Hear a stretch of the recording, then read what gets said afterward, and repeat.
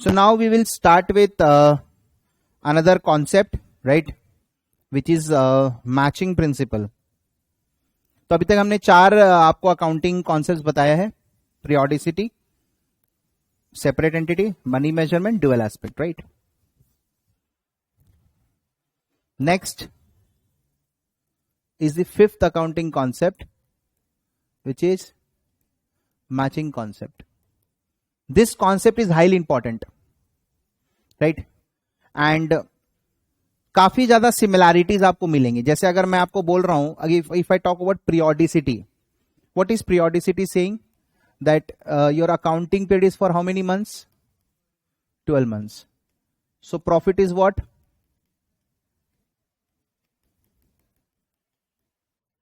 Income minus expense, right? So income is for how many months? 12 months. Expense is for 12 months. तो ये जो expense है ना, ये इसी इनकम से रिलेटेड है. पीरियोडिसिटी बोलता है प्रॉफिट अपन 12 महीने का निकालेंगे. मतलब इनकम 12 महीना, एक्सपेंस 12 महीना. पीरियोडिसिटी क्या बोलता है? 12 महीना. तो प्रॉफिट 12 महीने का, मतलब इनकम 12 महीने का, एक्सपेंस 12 महीने का. तो ये जो एक्सपेंस है इसी इनकम से रिलेटेड होगा ना.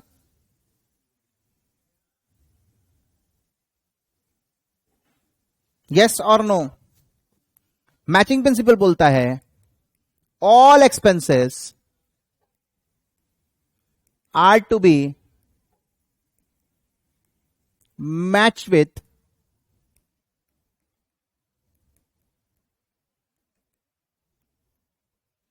Corresponding income. सारे एक्सपेंसेस को इनकम के साथ मैच करके दिखाना है, right? So now I can say periodic profit, 12 महीने का profit is equals to periodic income minus matched expenses. Periodic profit is equals to periodic income minus matched expenses. 12 महीने का प्रॉफिट निकालने के लिए इनकम 12 महीने का लेंगे, लेकिन एक्सपेंस उससे मैच रिलेटेड लेंगे.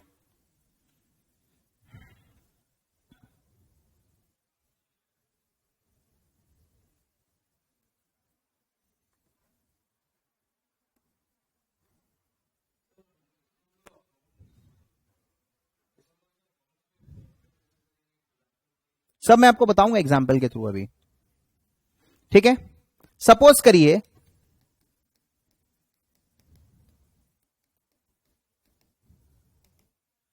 हमारा अकाउंटिंग पीरियड है जनवरी 23 से दिसंबर 23, तो 12 महीना हो गया ना, राइट? सबसे पहला purchased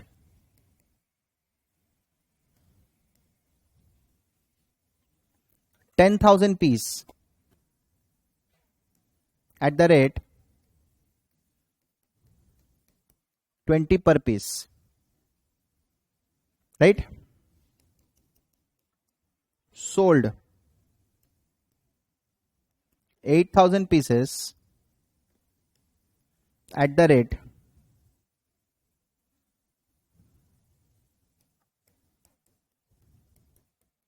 30 per piece,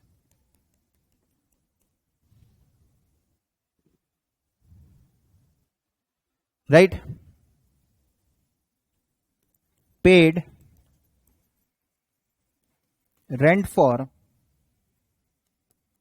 11 months at the rate 3,000 per month. Purchased furniture for rupees 80,000, life 5 years. हमारा सवाल है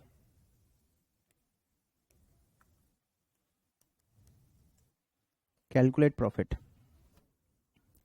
अब ये जो प्रॉफिट निकालना है हमें, ये एज पर मैचिंग प्रिंसिपल निकालना है।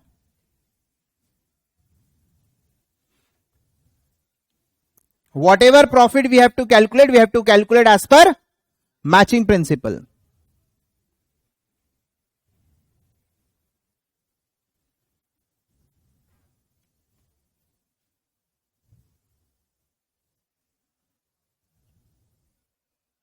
ठीक है, 10,000 पीस मैंने खरीदा 20 रुपीज, 8,000 बेच दिया 30 करके, paid rent for 11 month 3,000 per month, purchase furniture for 80,000, life 5 years, calculate profit.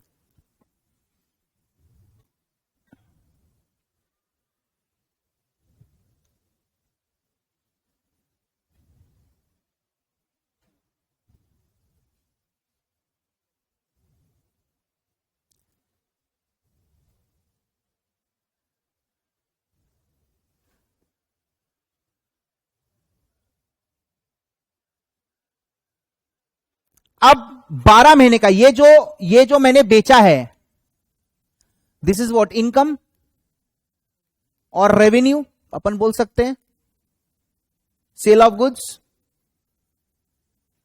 बाकी ये मेरा खर्चा है, ये भी मेरा खर्चा है, ये भी मेरा खर्चा है। लेकिन तीनों खर्चा को मैच करके लेना है।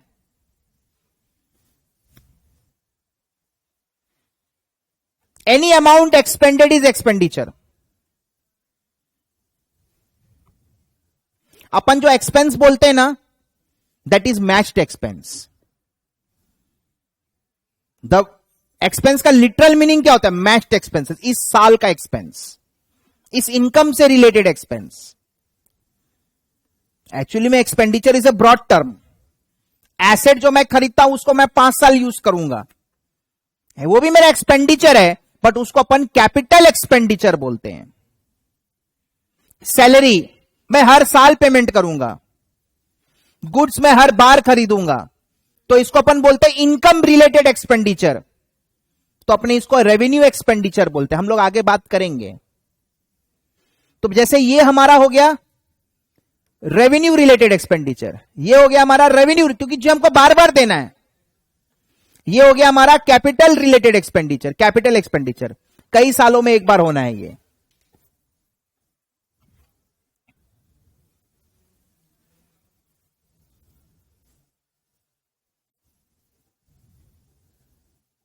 तो सबसे पहले अगर अपन प्रॉफिट स्टेटमेंट बनाते हैं,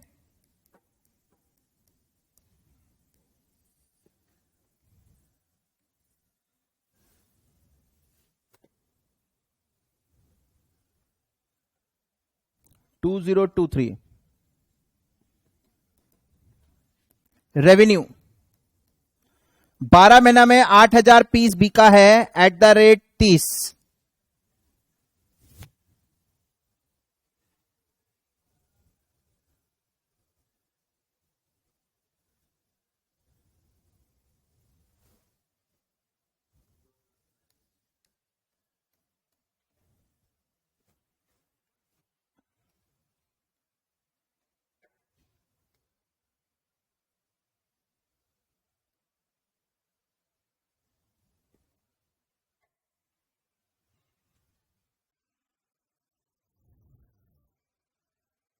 राइट, अब इसमें से अपन को क्या करना है?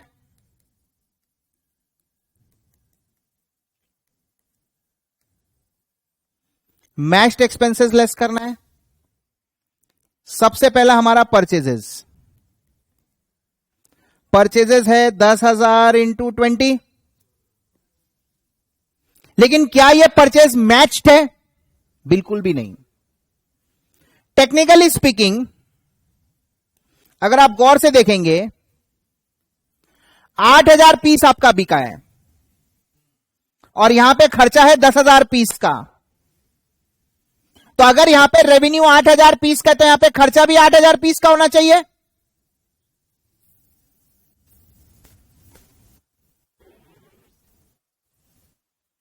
अगर आपका यहां पे रेवेन्यू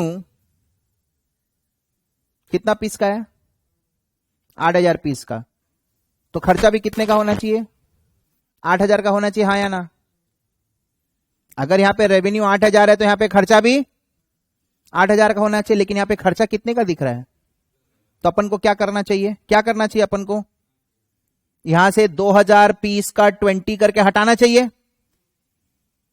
यस और नो? मतलब इस परचेज को एडजस्ट करना चाहिए। इसी को तो अपन बोलते हैं कॉस्ट ऑफ गुड्स सोल्ड बचपन में।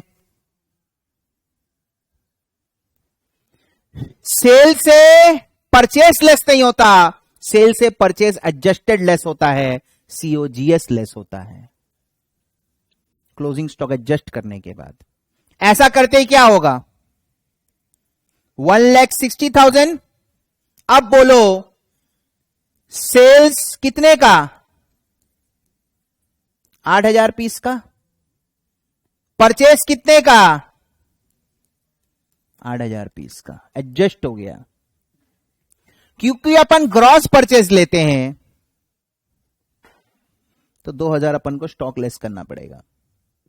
बड़ी बड़ी ऑर्गेनाइजेशन में वो लोग इन्वेंट्री का भी हिसाब रखते हैं। तो अगर मैं इन्वेंट्री का हिसाब रखूंगा तो मेरे को ऑटोमेटिकली मालूम चल जाएगा। अगर मैं इन्वेंट्री का हिसाब रखूंगा तो मेरे को ऑटोमेटिकली मालूम चल जाएगा मेरा कितना बिका है। तो वहां पे एडजस्टेड परचेस निकालना इजी होता है। ये हम लोग आगे जाके सीखेंगे। इन्वेंट्री रिकॉर्ड सिस्टम, दो तरीके का रिकॉर्ड सिस्टम होता है। एक होता है साल के अंत में जो बचा वो निकाल लो, माइनस कर दो, परचेज एडजस्टेड आ जाएगा। एक बोलता नहीं मैं तो डेली रिकॉर्ड रखूंगा इनफ्लो आउटफ्लो, तो मेरे को मालूम है मेरा कितना इन्वेंट्री बिका, तो मेरे को easily cost of goods sold on a click मालूम चल जाएगा। तो जब आप इनफ्लो आउटफ्लो ऑफ गुड्स का रिकॉर्डिंग रखेंगे, सीओजीएस निकालना इजी है। अगर आप इनफ्लो आउटफ्लो ऑफ गुड्स का रिकॉर्डिंग नहीं निकालेंगे तो आपको क्लोजिंग स्टॉक निकाल के डिफरेंस को आपको सीओजीएस पकड़ना पड़ेगा।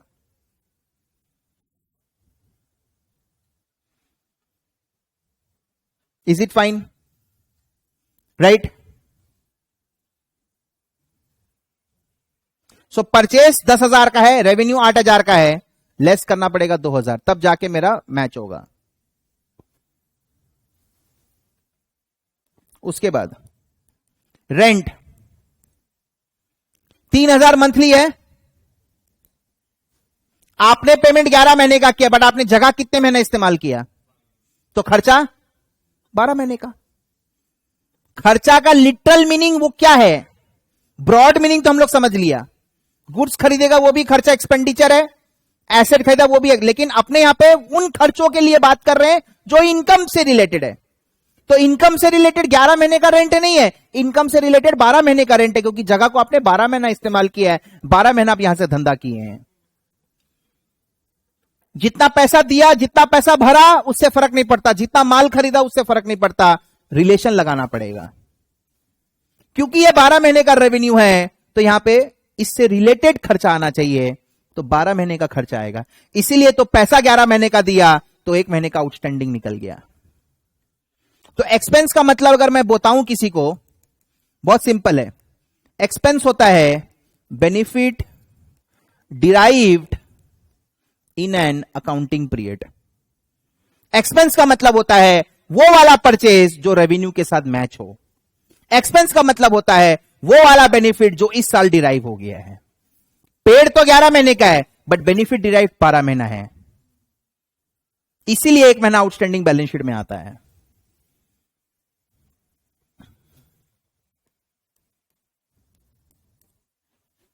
ठीक है।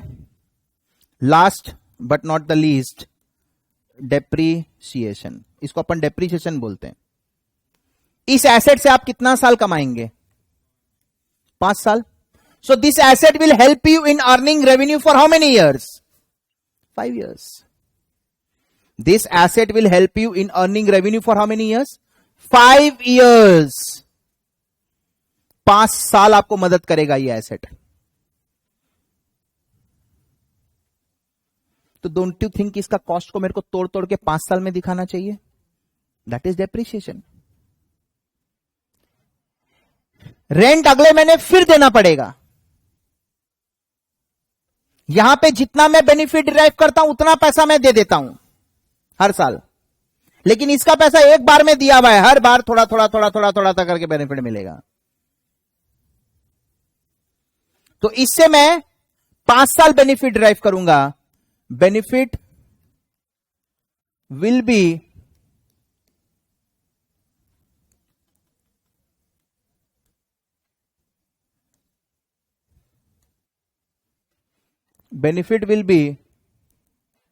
derived over 5 years. So cost to be spread over 5 years.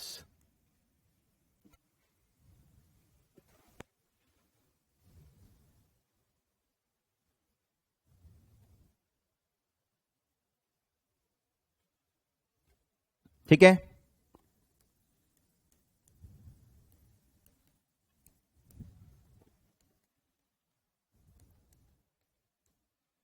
ये जो प्रॉफिट आया ना, ये एज पर मैचिंग प्रिंसिपल आया है. आई गेस 28,000 आएगा. चेक करो सर. एकदम सिंपल है. मैंने गुड्स खरीदा, मैंने भाड़ा दिया, मैंने एसेट खरीदा, मैंने ये किया, मैंने वो, सब मेरा amount spended. Any amount spended is your expenditure. Some expenditure will help me only in current year. Some expenditure may help me in earning revenue for more than 1 year. So the one which is related to earning revenue only current year, that's a revenue expenditure. The one which will help me in earning revenue for more than 1 year, that is capital expenditure. But anyway, be it be revenue expenditure, be it be capital expenditure, the matching has to be done. It should be related to the income for the year. It should be related to 12 months. इधर matching with volume और matching with time. जैसे यहां पे volume के साथ match हो रहा है, ये वॉल्यूम मैच, ये टाइम मैच, ये भी time match.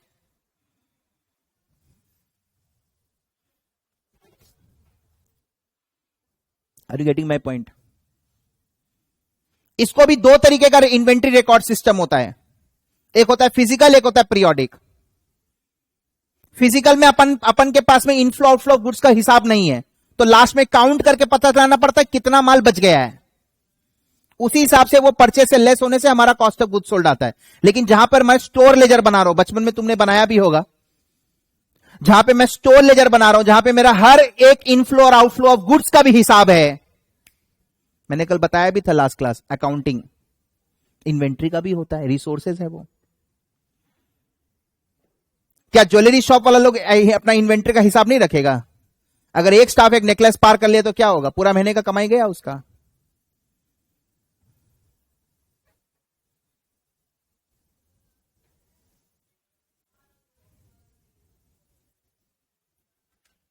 Are you getting my point what I am trying to से?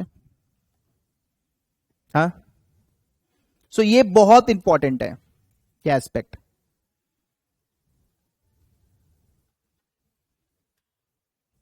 बारह महीने का रेवेन्यू है, खर्चा वॉल्यूम या टाइम से मैच करके दिखाने का है.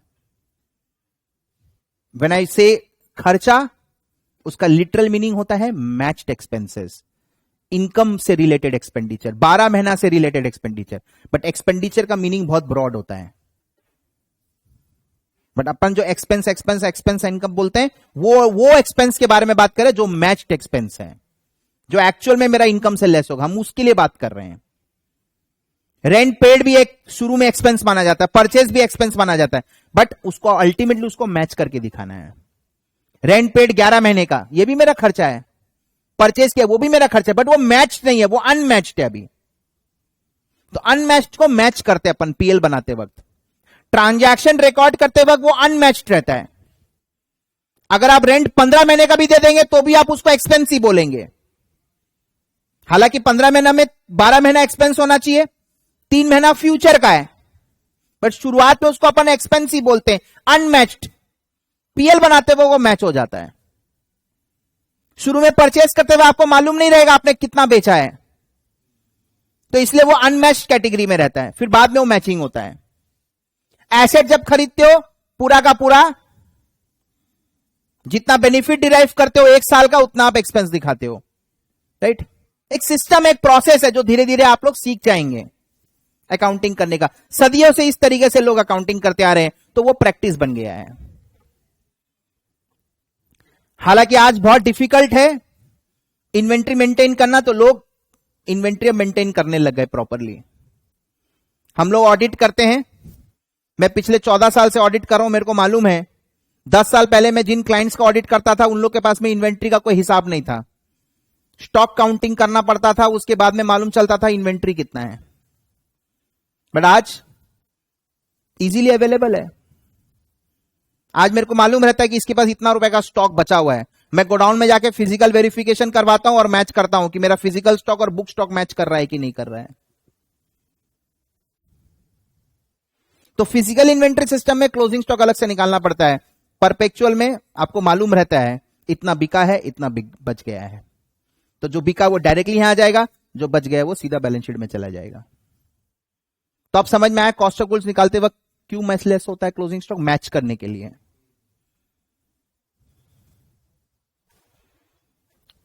पीरियोडिक में मैचिंग का दरकार है, परपेचुअल में मैचिंग का दरकार नहीं, क्योंकि परपेचुअल इन्वेंट्री सिस्टम क्या होता है, जहां पे इनफ्लो आउटफ्लो गुड्स का मैं डेली बेसिस पे रिकॉर्डिंग रख रहा हूं, right. So this is all about our matching principle, ठीक है। एंड नेक्स्ट क्लास हम लोग इसको और आगे बढ़ाएंगे, ठीक है। Thank you so much.